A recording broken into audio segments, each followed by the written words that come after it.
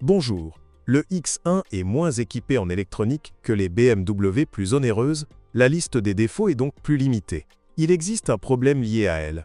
Âge, typique de nombreuses BMW. Le câble positif de la batterie, posé le long du bas de la carrosserie, de la batterie située dans le coffre au compartiment moteur, pourri. L'une de ces connexions, située près du passage de roue arrière droit, est exposée à la saleté et aux réactifs.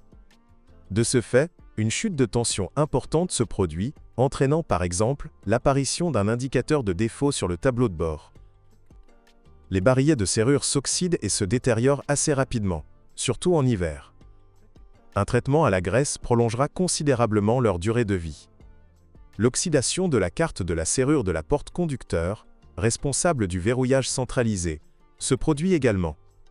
Le plus souvent, de ce fait, la voiture ne s'ouvre pas ou ne se verrouille pas avec la télécommande. La peinture est de bonne qualité et résistante à elle, écaillage. Aucun point faible de corrosion ni zone soumise à un sablage particulièrement intense n'a été observé durant toute la période. Le moteur diesel de la série N47 est bien connu de nombreux modèles BMW. Ces versions suralimentées, 204 et 218 chevaux, se distinguent des versions moins puissantes, 177 et 184 chevaux, par la présence d'un double turbocompresseur et du logiciel correspondant. Tous les moteurs, quelle que soit leur puissance, présentent les mêmes points faibles. Un problème récurrent est la faible durée de vie de la chaîne de distribution. L'entraînement étant situé côté boîte de vitesse, le remplacement de la chaîne est coûteux. Le N47 est très sensible à la surchauffe. Cela entraîne généralement un affaissement des chemises. Ce bloc-cylindre est réparable, mais le réparateur doit être hautement qualifié. Les équipements de carburant sont exigeants quant à la qualité du carburant diesel. Les injecteurs coûteux supportent mal ce substitut, mais avec un entretien approprié, ils peuvent durer 200 000 km. Après 100 000 km, les bougies de préchauffage et leur boîtier électronique rendent, elles, âme. Le premier symptôme est un démarrage à froid difficile en hiver. Il est recommandé de changer toutes les bougies et le bloc moteur en une seule fois, afin d'éviter de devoir revenir en service. Il est important de ne pas retarder la réparation. Dévisser une bougie défectueuse et fortement calcinée présente un risque élevé de la casser, ce qui nécessitera de démonter la culasse. Au même kilométrage, l'amortisseur en caoutchouc de la poulie de Vilebrequin se fissure. Si l'on ignore ces fissures, il se brisera et la poulie tombera. Dans le pire des cas, le tourillon avant du Vilebrequin sera détruit et devra être remplacé. L'unité de ventilation du carter est remplacée beaucoup moins fréquemment que sur les moteurs similaires des anciens modèles BMW. Les turbos des moteurs diesel durent plus longtemps que ceux des moteurs essence. Le filtre à particules dure généralement au moins 200 000 km. S'il est obstrué, il est toujours possible de le rincer. Le moteur essence turbocompressé 2.0 N20 est disponible en deux versions, 184 et 245 chevaux. Ils sont équipés du même matériel jusqu'aux turbines. La seule différence réside dans le logiciel utilisé par les amateurs de chiptuning. Les faiblesses des moteurs bavarois sont typiques, faibles ressources de la chaîne de distribution et des déphaseurs. Cependant, sur le N20 les ingénieurs ont corrigé, ou du moins minimisé, les défauts restants. Le système valvétronique de troisième génération ne pose pratiquement aucun problème. Le moteur se bloque seulement occasionnellement. Le système de ventilation du carter a été amélioré. Il est changé beaucoup moins fréquemment que sur les anciens moteurs à essence. Le problème du capteur de niveau d'huile a été résolu.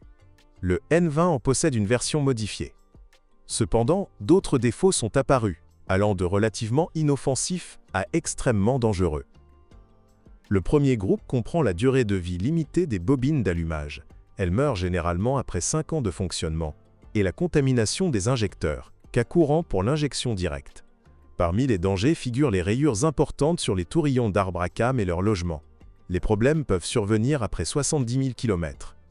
Dans certains cas, la réparation de la culasse est impossible.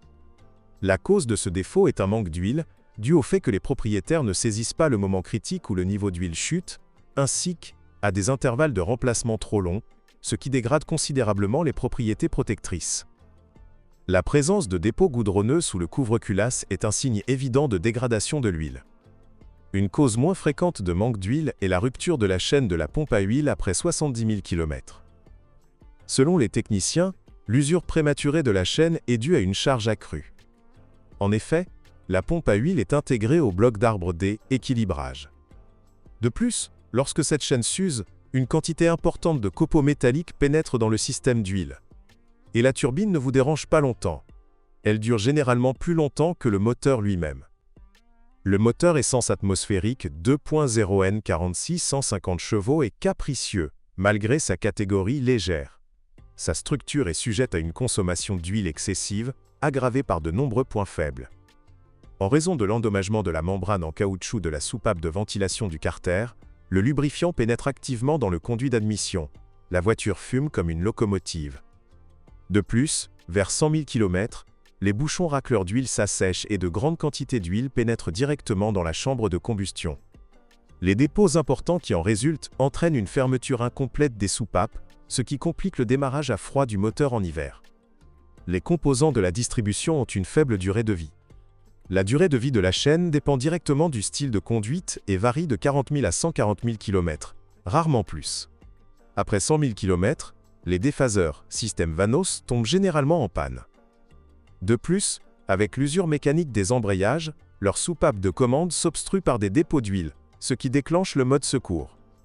Le système de levée variable des soupapes d'admission, valvétronique, qui remplace le papillon des gaz classiques, est capricieux.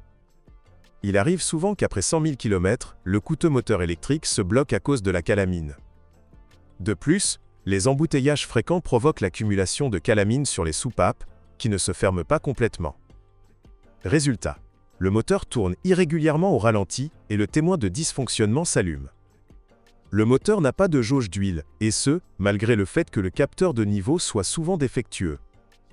Il existe donc un risque de réparation coûteuse et inattendue en raison d'un manque d'huile non détecté à temps. Le moteur essence atmosphérique série 3.0 N52, 218 et 258 chevaux, souffre des mêmes défauts que le N46.